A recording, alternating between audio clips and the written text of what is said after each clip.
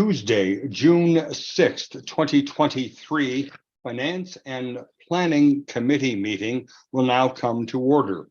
My name is Doug Tisdale, and I am the chair of this committee. We are convened as of 5:30 p.m. Mountain Daylight Time. I would respectfully ask everyone attending this Zoom meeting, please mute yourself unless you are recognized to speak. It will help with the audio recording and for the ability of all the directors to hear each other. So if you are not on mute, please go on mute now. Thank you all for joining us this evening. And please note that continuing for the next several months, the committee meetings of the RTD Board of Directors will continue to be held remotely via Zoom and will also be audio and video recorded. The meeting recordings, along with the unofficial minutes of the meetings, will be posted as soon as practicable on the RTD's website. Visit rtd-denver.com for additional information to get to the board page on the RTD website. Moreover, a live stream of this meeting is available on RTD's YouTube page. Directors and members of the staff, for the sake of the record, if you would like to be acknowledged during tonight's proceedings, I would ask you please to raise your virtual hand and wait for me to call upon you before proceeding to speak. Directors and staff who are participating by phone can also raise their virtual hands to indicate that they would like to speak by pressing *9 on their phones. To toggle your mute setting on the phone, press *6. So I would now like to call the roll for the committee members. First, Director Peggy Catlin. Here. Director Bobby Deschel. Here. Board Chair Lynn Geisinger. Here. Director Michael Guzman. Present. Director Ian Harwick. Here. And Vice Chair Eric Davidson is at a city council meeting and is excused from attendance this evening. And I am Doug Tisdale, the chair, and I am here. For the record, I will note that we also have with us this evening Directors Bob Broom and Kate Williams. And are there any other directors that I have neglected to mention?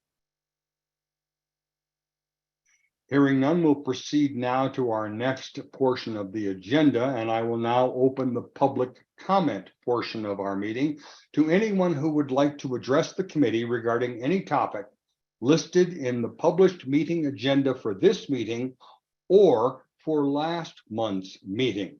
If you wish to speak and you haven't already done this, please either raise your virtual hand or press *9 on your phone. And I will ask staff now, are there any hands raised, just so I know? There are no hands raised and there were no emails received. All right, with that, then we will close the public comment session of this meeting and avoid all of the caveats that we usually give regarding the public comment session. And then we will note also that on our next item on the agenda regarding information from external entities, Ty Shrey Parrish from the board office has confirmed to us that there is no information from external entities received by the board office for this month's meeting. Then next we turn to recommended actions, and I will note that there are no recommended actions on our committee agenda for this month. So our next item on the agenda is discussion items, and there is one discussion item on the agenda this evening. That item is for proposed debt modifications. And I would like to ask Doug McLeod, our Chief Financial Officer, and Brendan Morgan, the Senior Manager of Debt and Investments, to introduce this item, which discusses the possibility of creating over $100 million in interest savings for RTD. With that introduction, Mr. McLeod, we're looking forward to great words from you. And sir, the floor is yours. Thank you, Chair Tisdale, and good evening. I'd also like to mention that we asked Mike Newman, the Senior Managing Director from our Municipal Financial Advisory, Hilltop Securities, to join us. I know he's traveling.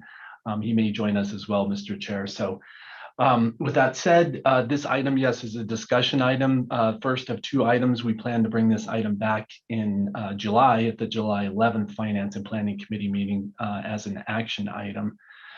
These debt modifications that we will be proposing for approval next month contribute to the strategic priorities of financial success as well as community value. And essentially what you'll hear is that what we're looking to do is take advantage of some efficiencies in terms of managing our working capital or our available funding, as well as refinancing some previous issues of debt for interest savings, which will lower RTD's overall debt service burden over the coming years. So Brendan and I will field any questions at the end, but I will bring the presentation up on the screen and ask Brendan to walk us through those slides.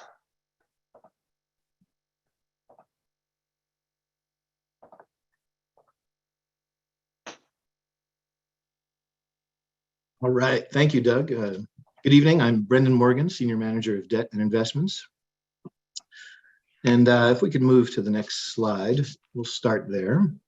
If I may, Mr. Chair, we do see dual slides on the screen before us. It's not in slideshow. We see your notes. I know you're using two screens. So sorry for the interruption. Just wanted you to be aware of what we're seeing. Thank you, Madam General Manager and CEO. Yes, we do have the preview portion is up on the screen, so you might want to switch it to slideshow presentation. Thank you. See if I can do that again. Let me toggle back to slideshow presentations. It's still showing us too? Yes, it is, Doug. Yes, it is.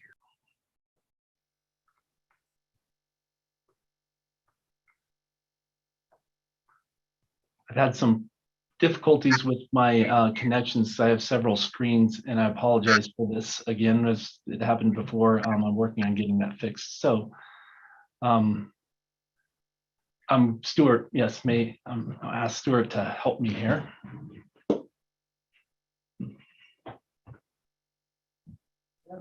Hi, Stuart. So you can just do it off your laptop.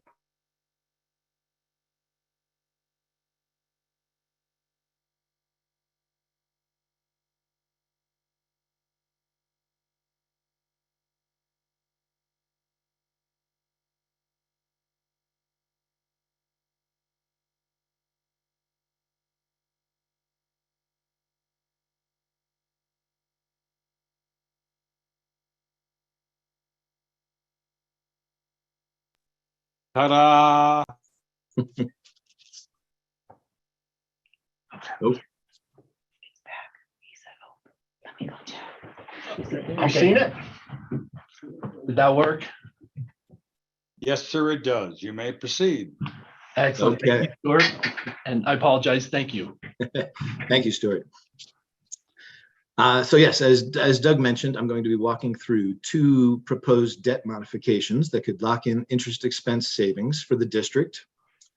The first one involves RTD's currently outstanding Certificates of Participation Series 2013A. The second involves RTD's currently outstanding Fast Tracks Bonds Series 2019A and 2021A.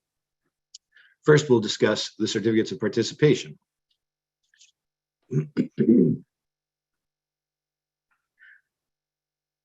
This proposed transaction involves the issuance of a new Series 2023A Certificate of Participation to refund the 2013A Certificates of Participation to lower future interest expense.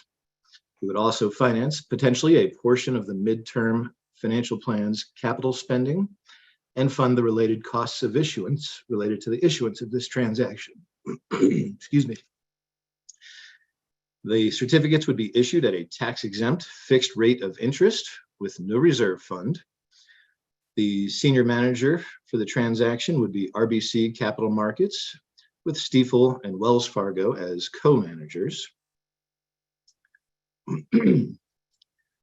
The currently outstanding 2013 certificates of participation have approximately $90 million still outstanding. And RTD currently has the right to redeem or call the certificates of participation to refund or refinance them today. There's also an associated debt service reserve fund that's worth approximately $22 million related to it. This proposed refunding would use the $22 million reserve fund to pay down a portion of the debt service, that's the debt that's currently outstanding, that $90 million. The final maturity date of the certificates would not be extended beyond their current final maturity of June 1, 2027. And in today's bond market, this transaction could lock in gross savings of approximately $26.7 million. Or if you look at it through a net present value lens, that's about $2.6 million or 3.7% net present value. So there's meaningful savings to be obtained here.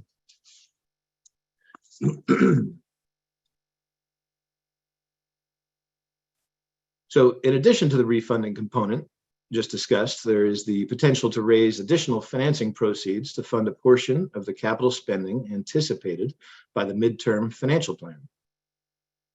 The midterm financial plan adopted last year by the board assumed that all capital spending would be cash funded, which is, of course, fantastic. However, today's interest rate environment allows RTD to borrow at tax-exempt interest rates that are lower than we are able to earn in taxable U.S. Treasuries. This wider than usual difference between the taxable and tax-exempt interest rates is what makes this beneficial, as RTD would get to keep the difference. This is probably a good place to pause and see if there's any questions before we move on to the next topic. Are there any directors who have questions? And I see Director Deschel has his hand raised. You are recognized, sir. Yeah, are we required to use Wells Fargo as a manager as part of this transaction?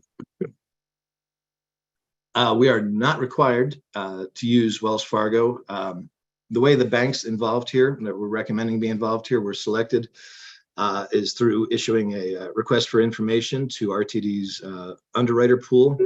Every 5 years, RTD issues an RFI to collect a pool of banks to potentially work with. So through that competitive process, Wells Fargo was put into that pool.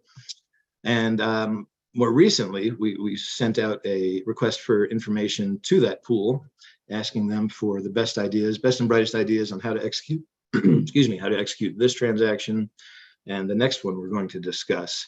So the banks that we are recommending here were the ones that brought in the best and brightest ideas for the district. So there's no commitment to use any of these banks. However, that's how they were selected.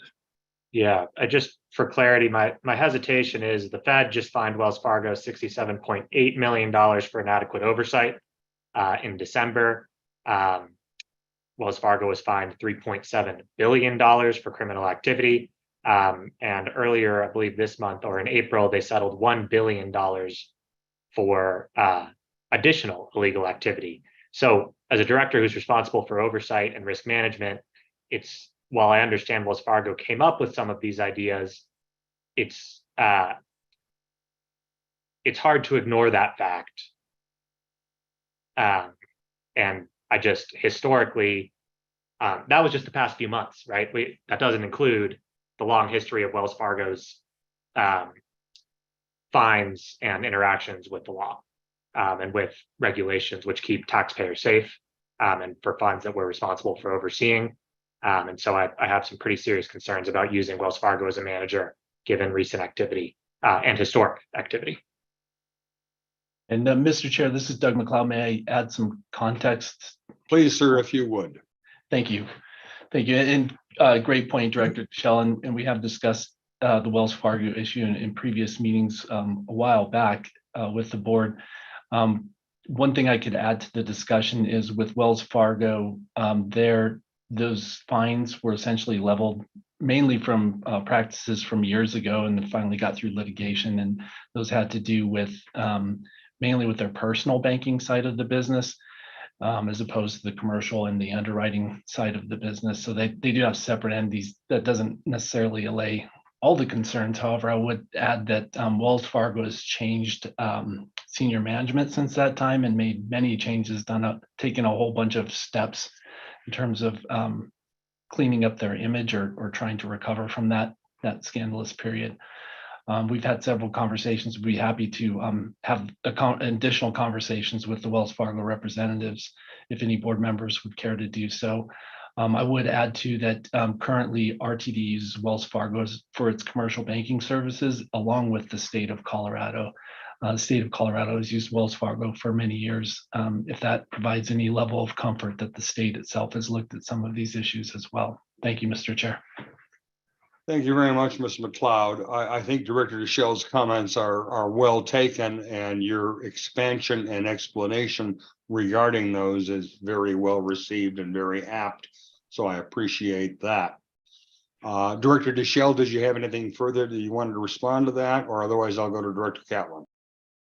No, I think my only comment is just because other people are doing it doesn't mean it's good. And there's a time at which if the market doesn't react and we continue to say, no, it's okay, because other people are doing it or because they've come out, right? They've gone through this a number of times with scandal and fine, and we have new leadership, scandal, fine, new leadership.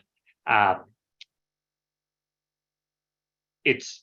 be pretty hard pressed to use Wells Fargo and to approve an action that used Wells Fargo. I know they're our commercial banker. I've expressed my disappointment with that in the past. It's just at a certain point, you got to align the values of the organization and look at the companies and the vendors you're using and use that as a market tool to see if they can bring their way into better compliance. Thank you, Director DeShell. We appreciate your participation in the discussion. Director Catlin, you are recognized.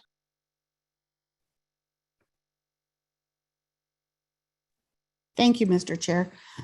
Mine is a much more mundane and pedestrian question. What are the current interest rates on the COPs, and what would we get with refinancing them at this point? What are the different rates? Because I mean, we've been in a historically low interest environment, but since those were 2013, I suspect that the interest rates were higher back then. I didn't do my research, but if you could help me with that, I'd appreciate it. Yeah, that's a fantastic question. I'd be happy to answer that. Typically, municipal bonds are typically sold with 4% and 5% coupons. So that's what RTD is paying today on these 2013 certificates of participation. The interest rates available to us today, we would be paying a yield of around 3 to 3.5%. Thank you. That answered my question. I appreciate it. Thank you. And Chair Geisinger, you have a question and you are recognized. Thank you very much. This looks like great work. It looks. I do expect to support this. The reserve of 22 million, is that tied to the COPs, the COPs, or is that what are we? I seem to me like we had several reserves. Are we giving up anything by using that money? Another good question. I'm happy to answer that. Yes, that $22 million debt service reserve is tied directly to the 2013 COPs. And that $22 million came from the original financing proceeds when we issued those COPs. So it was as part of the requirement of the original sale of those certificates of participation that $22 million needed to be set aside in a specific reserve fund held by the trustee and could only be used at the very end of the very final debt service payments. Was really the only thing that it could be used for, unless those certificates of participation are refinanced. And in today's market, we're able to, we see these deals done all the time now, where certificates of participation that are under $100 million in size and AA rated and look similar to ours can be sold successfully with no debt service reserve fund. So it's really just a change in the market that allows us to capture that $22 million, pull it out of that account and use it to pay down debt today. Thank you. And I guess I would also just say that I think Director DeShell's comments are well taken.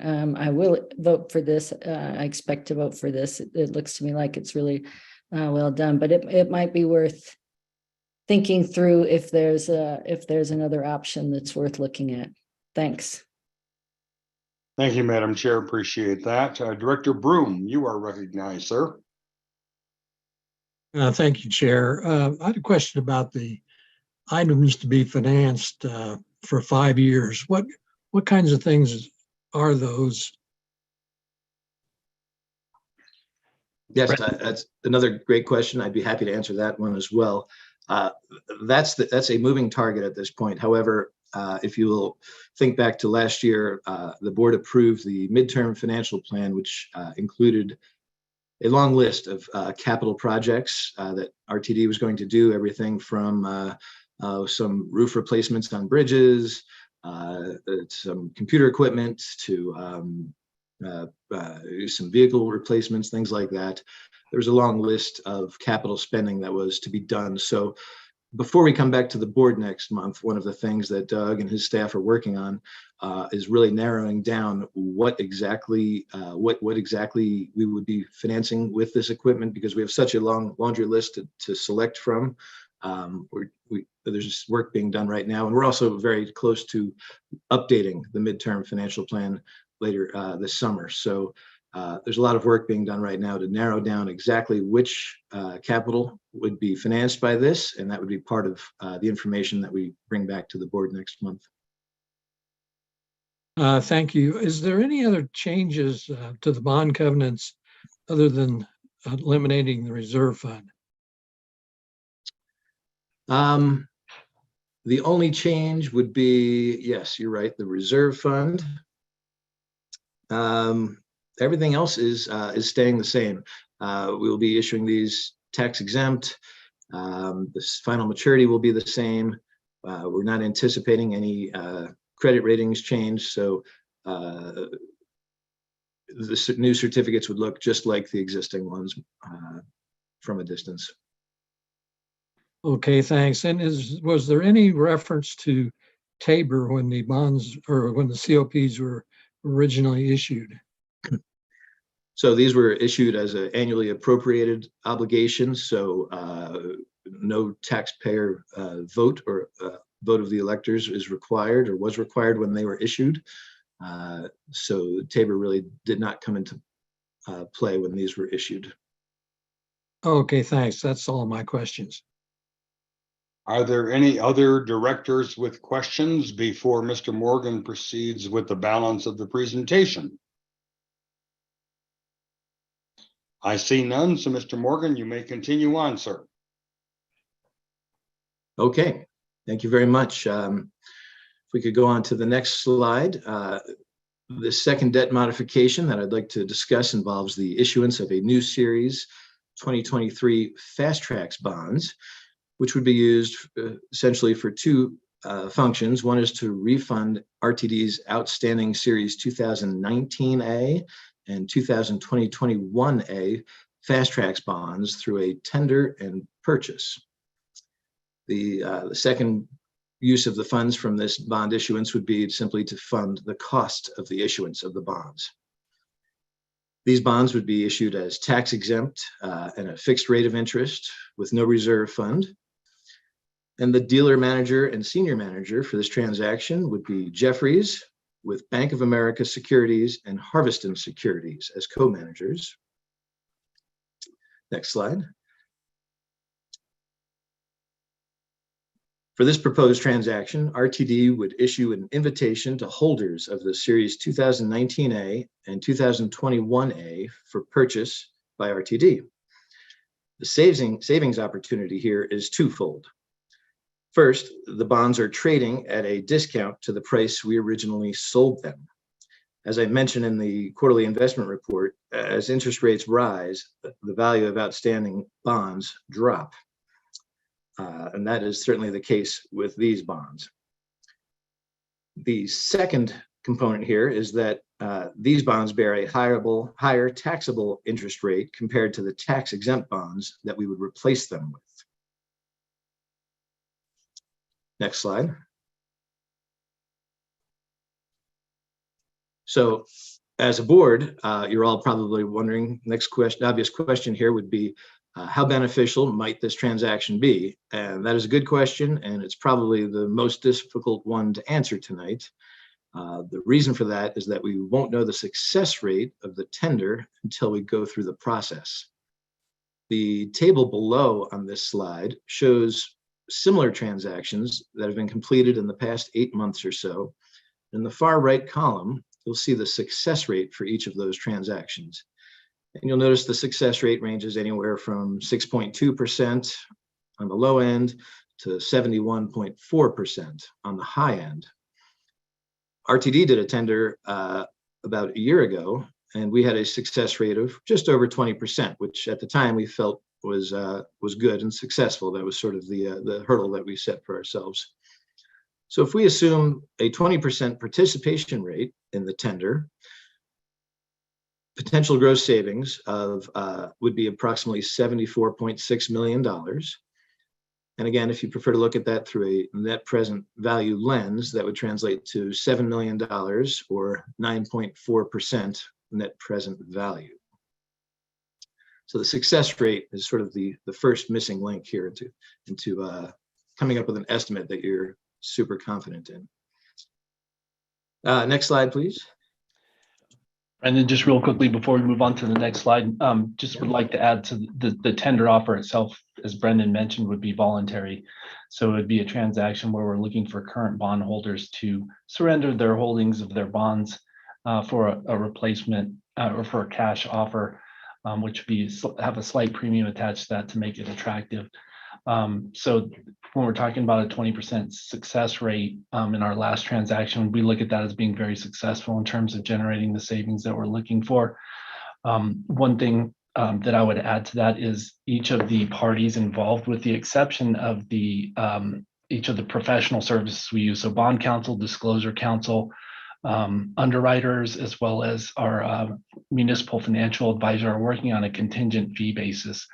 So with this transaction, assuming the board approves it in July, if that tender offer is not successful in terms of generating enough interest that makes it attractive, RTD can make the decision to cancel that transaction and only pay the fees, which would probably be reduced. The only fees that we would be subject to would be some potential fees from the bond rating or credit rating agencies that we use going into transactions.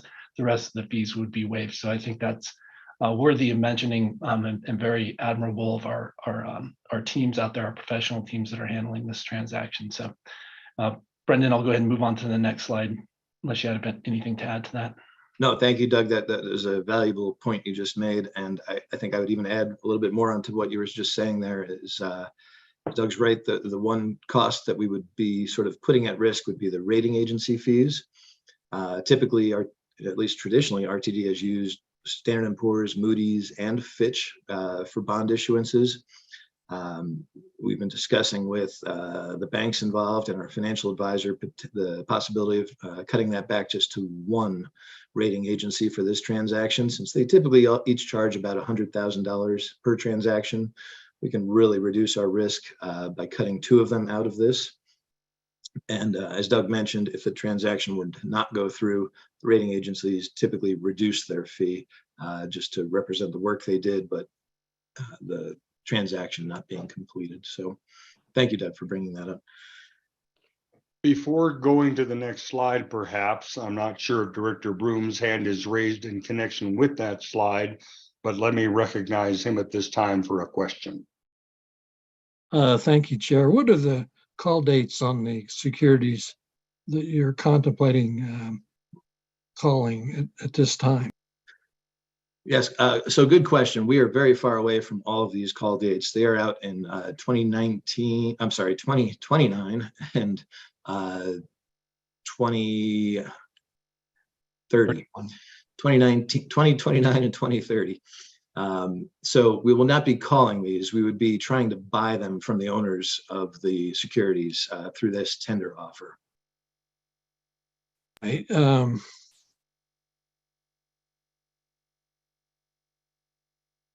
I guess it's pretty impossible to guess what interest rate environment will be when you do reach those dates. And so I guess if you feel like that the savings are substantial enough at this time, then it probably makes sense to go ahead and do it. Thank you for your comments, Director Broom. And relative to this particular slide, if I may, I have one question. We're assuming a 20% participation rate. Even if we were to go as low as 15%, that would, as I understand it, warrant proceeding with the tender, and it would simply adjust somewhat the potential gross savings that we're addressing. Is that correct? That is correct. The success rate, whether it's higher or lower, would influence the savings, again, higher or lower. And also, not to get into the weeds too much, but depending on which maturities are owned and come back to us through a tender, if they're shorter term maturities, there's less time to generate savings, as opposed to if we get longer term maturities come back to us, there's more time, to generate savings. So it's hard to estimate ahead of time without going through the process. All right, I appreciate that. Thank you very much. And please now continue with your presentation. Okay, fantastic. So this next slide here just talks about next steps. We plan to come back to the Finance and Planning Committee in July with bond resolutions and all of the assorted indentures and offering documents for the board to review and consider. And then July 25 would be the potential board consideration to vote on the proposed resolutions. And assuming the board approves one or both of these bond resolutions, then we expect we would probably have this transaction completed and closed by the end of September.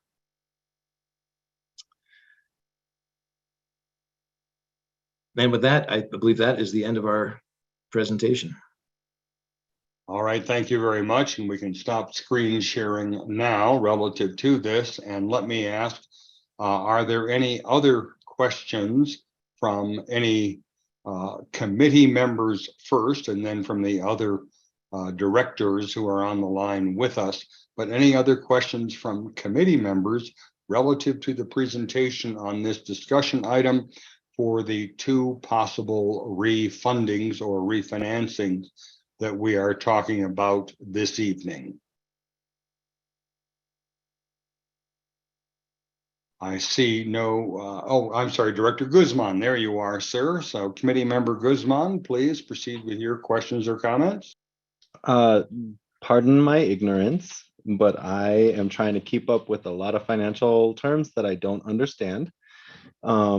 So there was a continual reference to the need or the not needing to have a, trying to find it in my notes, sorry, a reserve fund.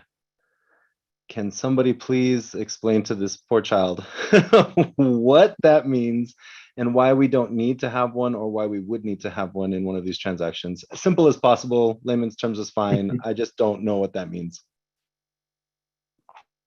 I'd be happy to answer that. That is a good question. That is not a term you would hear in personal finance or really anywhere outside of the bond market. So a debt service reserve fund is essentially an account that's held at a bank that holds some amount of money. In the case of the certificates of participation, the first modification that we talked about this evening. That current balance is approximately $22 million.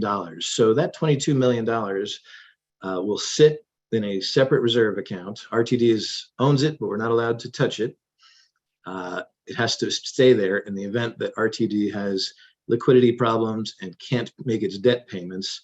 And if that becomes the case in this sort of worst case scenario, then our payments that are due will be made out of that debt service reserve fund until it's depleted. So it's really just a way to protect investors. For borrowers like RTD, it's a cost. It forces us to tie up a chunk of funds for a long time. I believe those were a 20-year term financing when they were originally issued. So we had to have this $22 million essentially just sitting there liquid for 20 years. So there's a cost, increases our cost of capital. So our ability to get rid of that is fantastic. It lowers our cost of capital. And the decision point, what decides we need one or don't need one, it really just comes down to the bond market. What do the buyers want? And in the past, if we wanted to do a transaction without a reserve fund, our cost would go higher. So the yield on the certificates would go higher. We'd have to pay a higher interest rate, essentially. By having a reserve fund, the interest rate will come down. The investors will accept a lower interest rate. And in today's market, they're essentially indifferent. So they're indifferent. So obviously we don't want it because it's a cost to us. So that's the situation we're in at this point in time. Hopefully that makes sense. Director Guzman, I would also add to, just so that there's no confusion, we often talk about what our reserve position is at RTD and what our reserve funds are.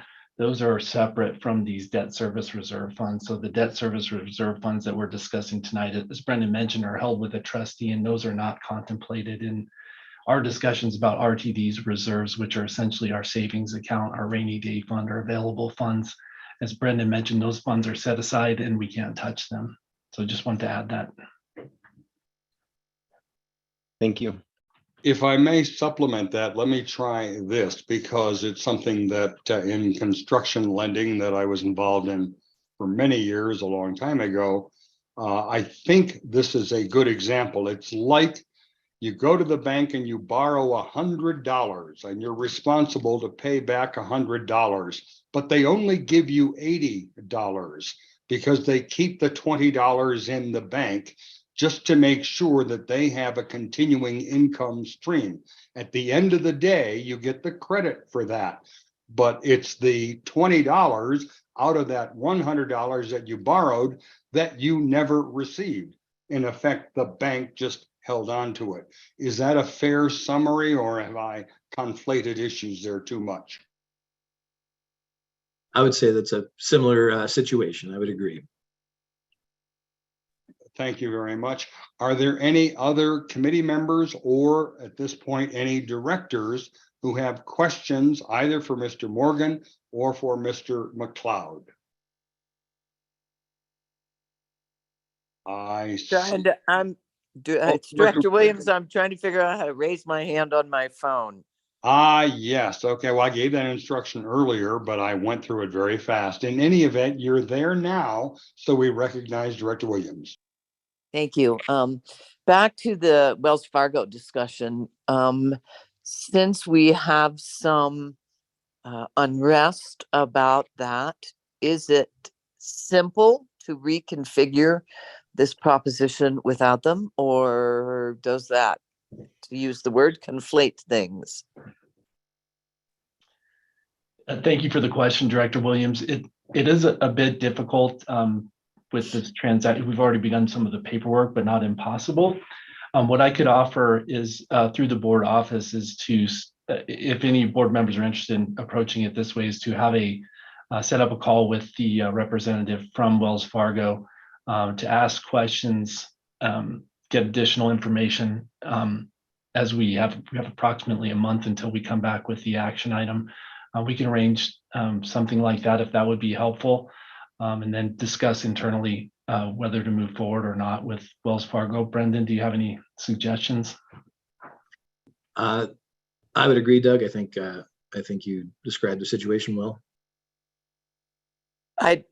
I remember that Director Lewis was very much opposed to Wells Fargo as well. I don't note that we as an agency have ever had any issues, and we've been banking with them for a long time. But if Director Deschelle perhaps wants to pursue this, there's an option. Thank you very much, Director Williams. I appreciate that. I would note that I think the explanation given by our Chief Financial Officer is something that both pleased and satisfied me regarding these concerns. And it is part of the discussion that we did have when former Director Lewis was on the board and raised these matters. I think it is appropriate that we provide as much information as we reasonably can to Director Deschelle or any other member of the board who may have some questions about this. I don't think it's an ultimate debilitating factor that would derail this process, but I certainly respect the inquiries made and would seek to have all appropriate information provided in a reasonable manner so that we can proceed timely as we have discussed. Director Catlin, I see your hand is raised and you are now recognized. Thank you, Mr. Chair, but I did see that GM CEO Johnson had her hand raised as well, so maybe she wants to comment before I. Well, I did see that. I also saw it went down, but I'll be happy to go to her anyway. So our Madam General Manager CEO, did you want to weigh in on this or any other matter? Yes, thank you very much, Mr. Chair, and thank you, Director Catlin. I just wanted to provide some context because I know there's been references made to the position in which former Director Lewis had in relationship to the comment that Director Deschelle had. And I just wanted everybody to know that when that matter came up, that a meeting was convened with representatives of Wells Fargo, of which Mr. Morgan, Mr. McLeod, and I participated. In turn, Director Deschelle may recall we provided him with information and subsequently sent a memorandum to the board talking about the various avenues that banking institution was taking. So I wanted to provide that context because we heard you all loudly and clearly in recognizing that we all have concerns relative to disparate treatment of marginalized populations. I wanted to get that on the record, that I heard that loudly and clearly and personally took a meeting with representatives of Wells Fargo. And we can recirculate that correspondence if that will be helpful. But I totally appreciate what Mr. McLeod and Mr. Morgan have said relative to what it is that we may be able to do. So I just wanted to share that. Thank you very much for the opportunity to opine. Thank you very much. I think that's very helpful to know that history, and it probably would be beneficial just to have that information available. And if you and Mr. McLeod can coordinate that, and perhaps the possibility of another meeting being made available to interested directors, that would be useful. Before I go to Director Catlin, I note that Director Williams is off mute. And because she may be struggling to attempt to raise her virtual hand on her phone, let me just ask, but now I see she is on mute. So Director Williams, I'm going to take that as an indication that you do not wish to weigh in, although you're off mute again. Kate, is there something on your mind? I don't know why it's going on and off. I have nothing further to say, but thank you for your attention. You are more than welcome. Director Catlin, now we turn to you, and thank you for your patience. Thank you, Chair Tisdale. I'm really glad I yielded the floor to GM CEO Johnson, because that served as a reminder to me of that pretty lengthy discussion, and I was satisfied at the time.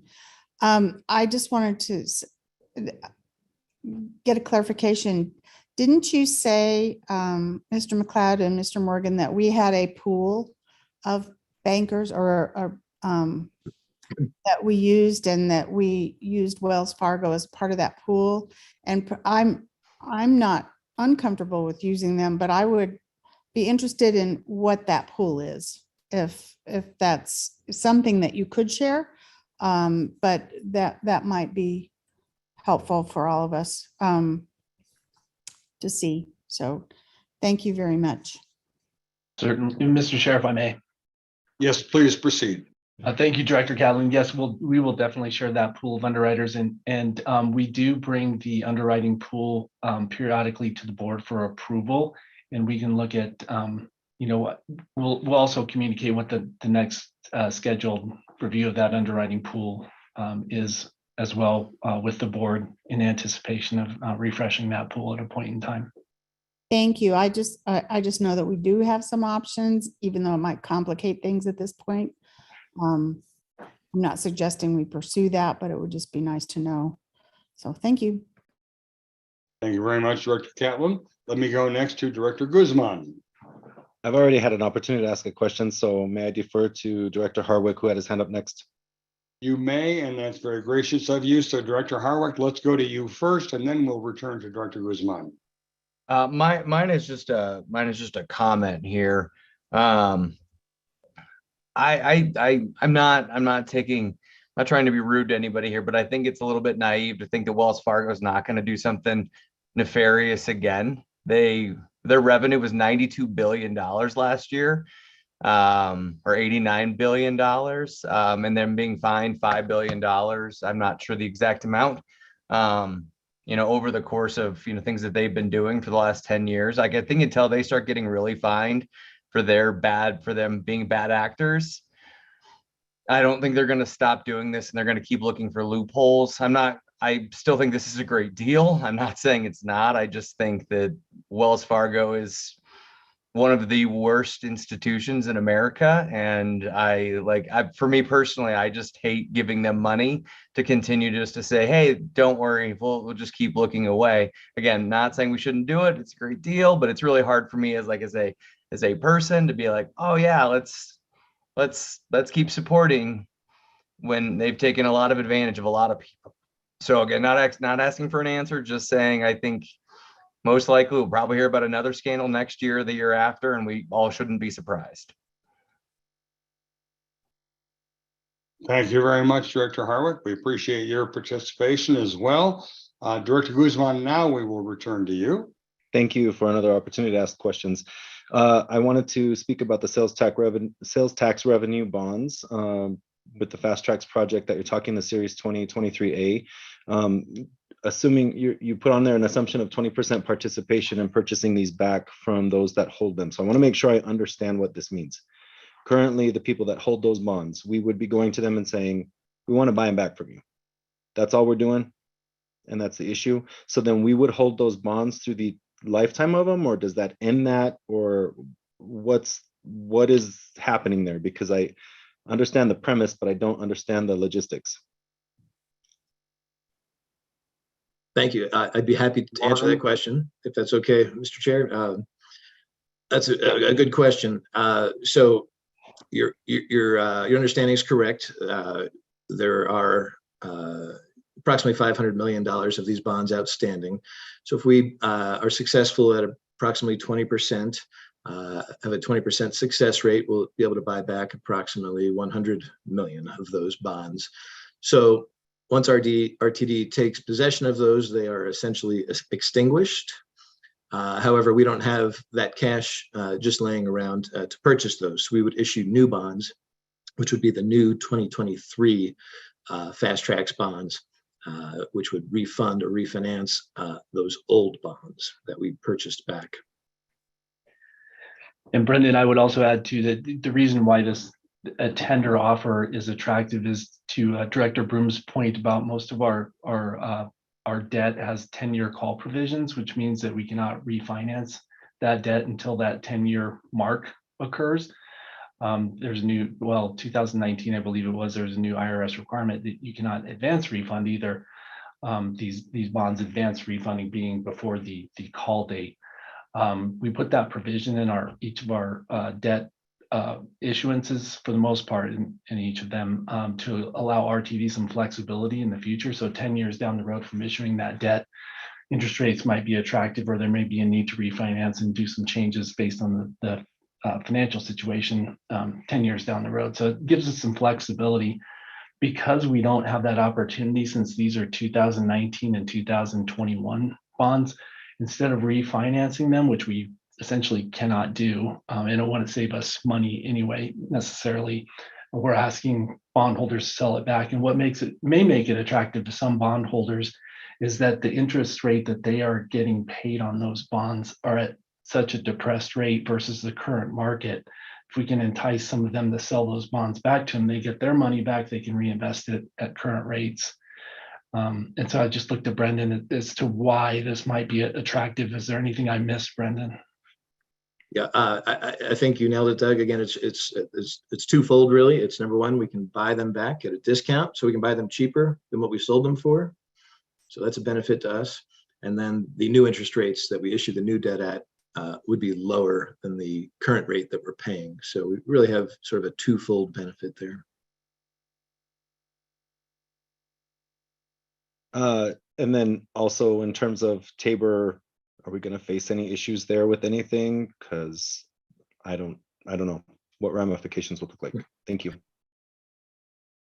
That's another good question. So Tabor essentially allows for refunding of outstanding debt as long as it's done for savings. So there will be no negative Tabor impact or any consequences there. Thank you so much. Thank you, Director Guzman. We return then to Director DeShell next. Yeah, thank you. I know a lot of people commented about my comments, so just wanted to speak for myself. A few things. I think, I'm happy to talk with someone from Wells Fargo. I know we had a lengthy discussion before, and my recollection coming out of that discussion was that we were going to explore what it would mean to look at other public depository banks that are allowed under state statute. And I think a number of us just lost steam on other issues before we were able to really bring that full circle and come back to it. In looking at the structure, it's hard. I'm pretty hard pressed on why we have RBC Capital as the senior manager, Stifel as a co-manager, why Wells has to be there as part of the structure. And again, right, we talk about the bad things they do. And at a certain point, you have to take a position that causes them to no longer make profit if you want them to change. And so I'm happy to discuss offline as well, but it seems like someone else could bring the debt to the table in the capital stack. It might not mean as strong of a monetary position, but typically in business, you get what you pay for. And sometimes if you're doing business with folks who are less than savory or unsatisfactory or who have different moral guideposts, it might mean a better economic deal, but there's a cost. Right? You know what you're funding. You're funding redlining. You're funding a company who gets fined billions of dollars every single year. And so, I'm happy to talk with them. I'd be intrigued to hear, but I'd frankly be more interested to talk to RBC about why Wells has to be the co-manager here. Because if RBC is the one deciding who its co-managers are as the senior manager who reports up to them, that sounds like that's the decision maker, not Wells. Is that off base? Who brought Wells in, right? How did that structure come to be? Mr. McLeod, you may choose to answer that if you can. Thank you, Mr. Chair. So essentially what happens when we put out a request for information, we send it to our underwriting pool, which approved underwriting pool that the board has approved, which includes Wells Fargo. When we send that out for the best ideas, knowing that there's some opportunities to possibly refinance or do some of these transactions we're suggesting, we send that out to our underwriting pool participants and ask for their best ideas. They send in proposals. I believe we received 12 proposals, Brendan. I believe that's right. Yes, 12 sounds right. 12 proposals. And then what we do with those is we look at the best ideas, which are most beneficial. Also take into consideration some other factors as well, including, as you mentioned, Director Shell size and capital ability and breadth, and the ability to participate in this transaction as a co-manager in terms of the number of investors. So essentially, we couldn't use a small underwriter that doesn't have that reach, those types of contacts. Doesn't mean we have to use Wells Fargo necessarily. There's that factor, and you may have noticed Harvestons was one of the underwriters in the transaction, I believe, on the bonds. Harvestons is our DBE, certified DBE firm that we use for these underwriting transactions. So there are certain considerations that go into that as well. So we look for best ideas. We also try to rotate occasionally through our underwriters. Just, over the years, we try to, since they're part of our underwriting pool, we try to give business Yep. to each participant. So that's kind of the selection process. RBC, Brendan, I do not believe, I believe that decision is solely in RTD's selection, obviously with some agreement from the participants, right, Brendan? That's correct. Yes, it would be RTD's decision, and assuming that RBC, in this case, assuming RBC and Stifel and all the banks involved, we're comfortable with whoever we put into that underwriter syndicate together, essentially into that group together.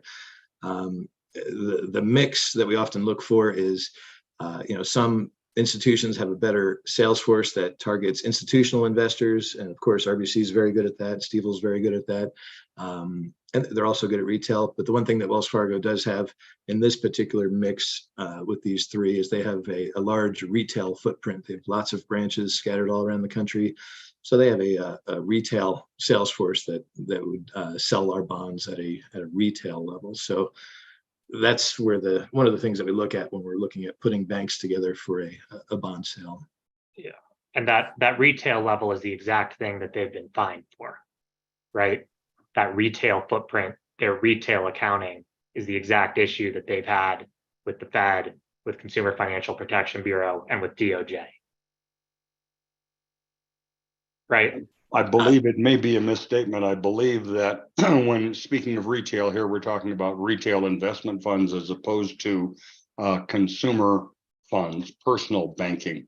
So I think that's a difference. Let me just, for the sake of the record, by the way, note that Vice Chair Davidson has apparently concluded his city council participation that he enjoyed this evening and has joined us for the discussion. We are on, Vice Chair, the discussion item relative to the debt financing, refinancings, the two different refundings that are being discussed here. Let me turn to either Mr. McLeod or Mr. Morgan if you have any further comments based upon the chair's observations relative to Director DeShell's input. I think, Chair, your comments, I would agree with the comments that you made, and I would also add that so by retail, yes, we mean both retail investors directly and as well as to retail funds that would be invested in by retail investors.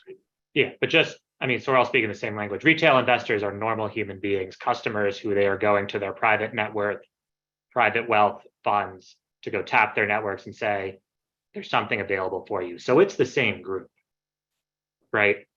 These just happen to be slightly higher net worth individuals.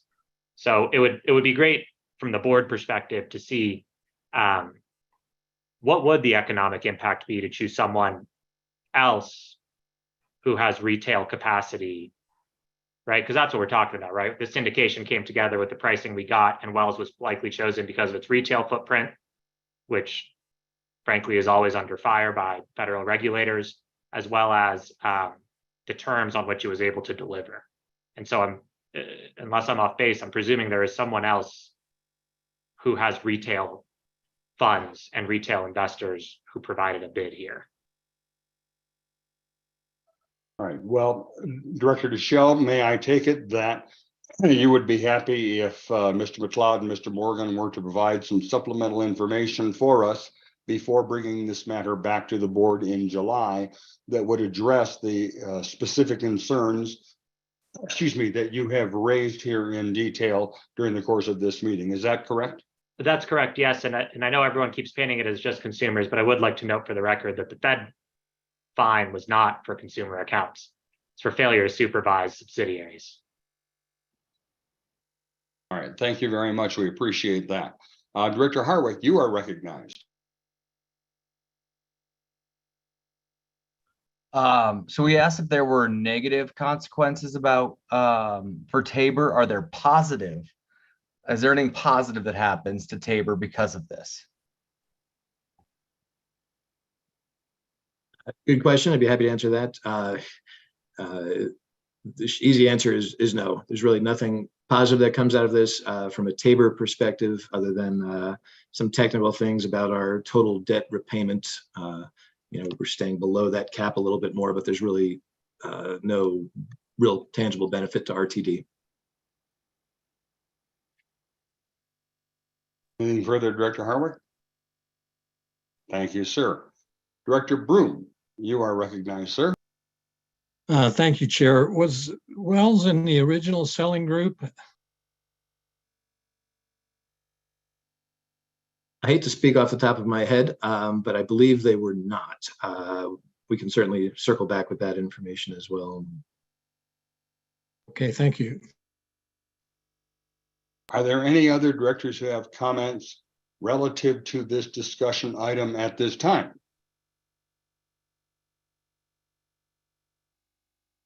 Seeing none, we will proceed. I think, excuse me, Mr. McLeod and Mr. Morgan, you understand the very heartfelt concern raised by at least two directors here regarding Wells Fargo.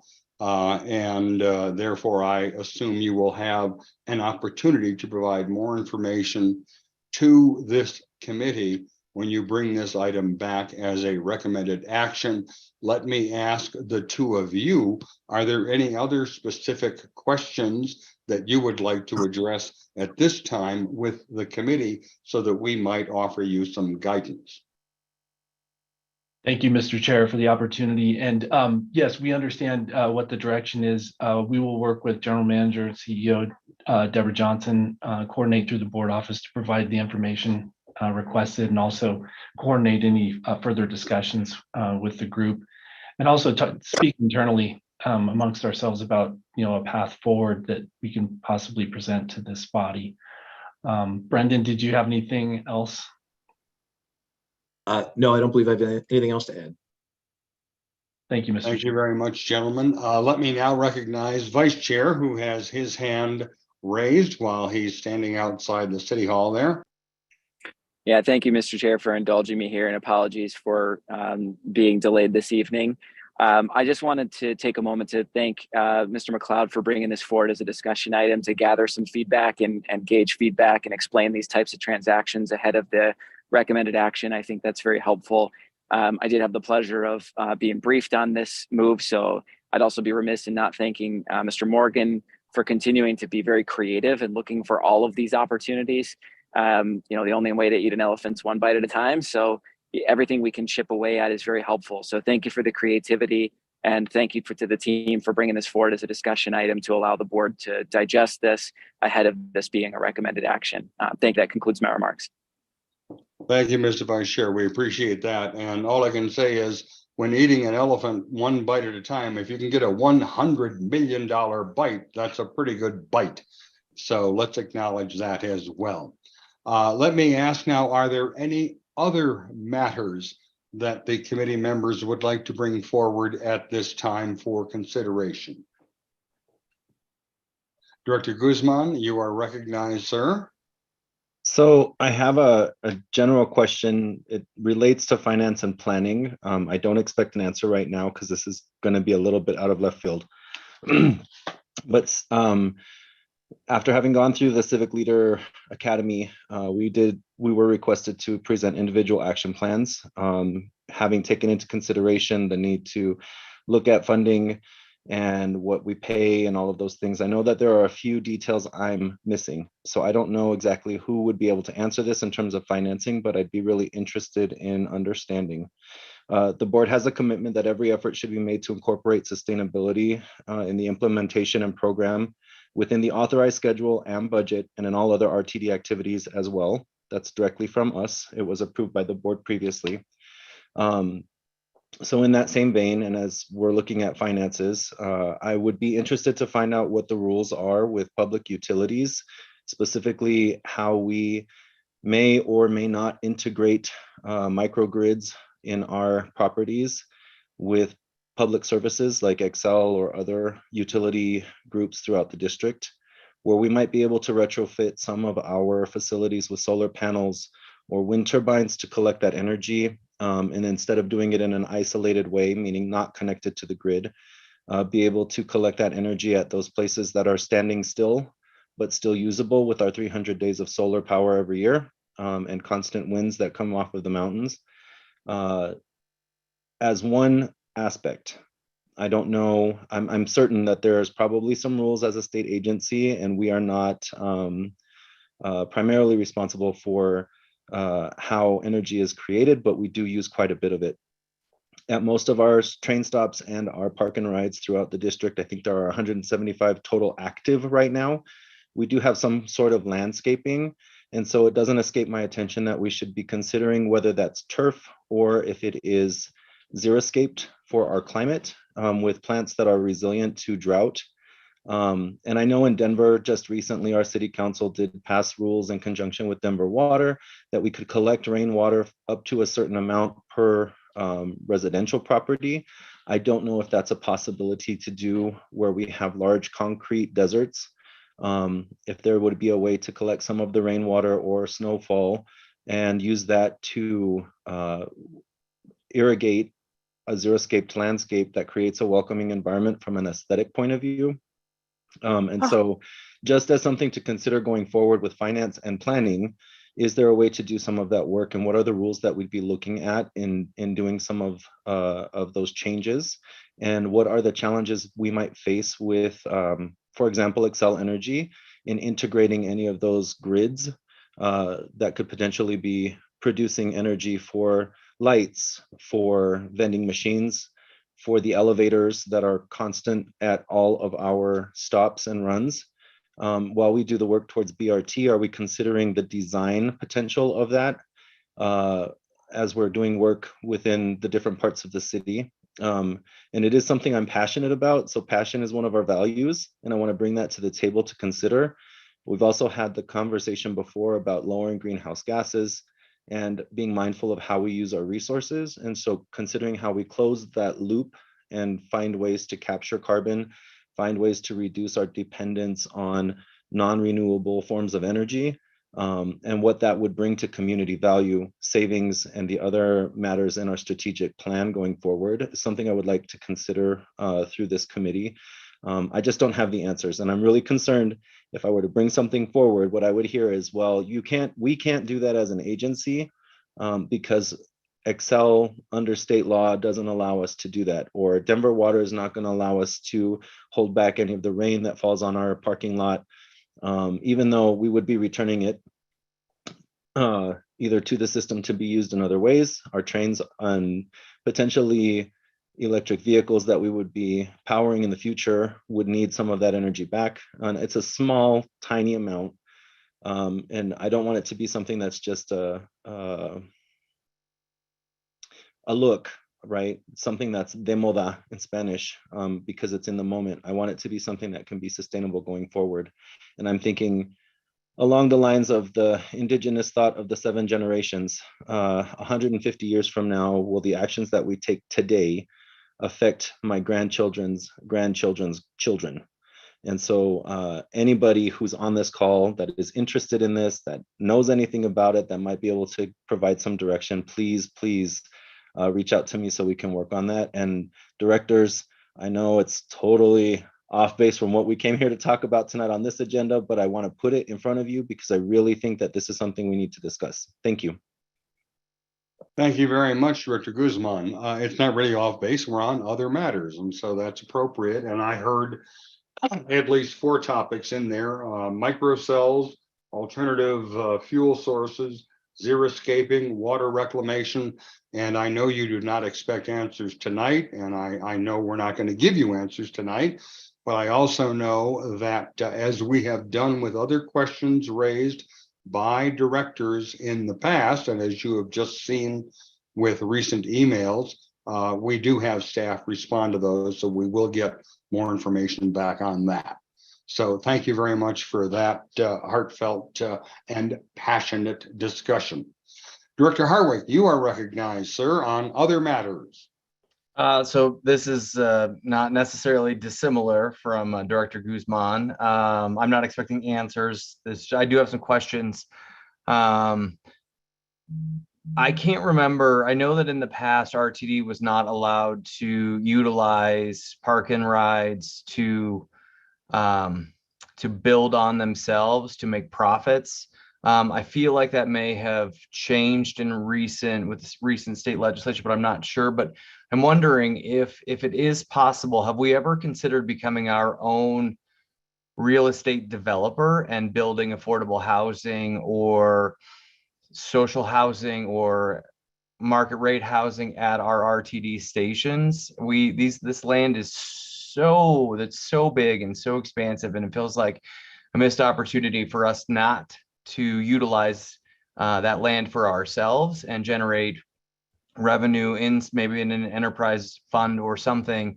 And if we can't do it, should we look into doing it and going to the state ledge next year or the year after and pursuing this? Because this is a great opportunity, one, for us to separate ourselves from a Tabor Cliff, and also give ourselves a huge number of riders. If we did this right, we could have thousands of riders at the ready right there, and figure out how to accommodate the parking appropriately. But I mean, I've been to some of our stations all across the metro area, and they are so big, and apartments there right next to the stations would just be amazing. And I know a lot of people have asked for that, but I'm just wondering, can we do it? And again, not expecting an answer right now, but I think would be amazing.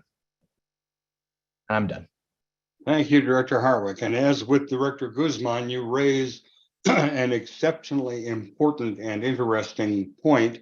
And we have had a great deal of discussion about this in the past. And yes, there has been some change to state law, regarding our ability to use our property. And we have engaged with many other third parties regarding development and so forth. That is something that I would love to have us follow up on. I know that staff can give us some additional information on that. I am confident that General Counsel can give us a picture of the current law in short and understandable terms, so you have a better grip on that. And then we can talk about things that we have done, because as you may know, we adjusted our transit-oriented development criteria a couple of years back to address affordable housing and so forth. So there's a lot there to be discussed, and we can do it. All right, I see one new hand from a new face raised now on other matters. Director Rusha, you are recognized.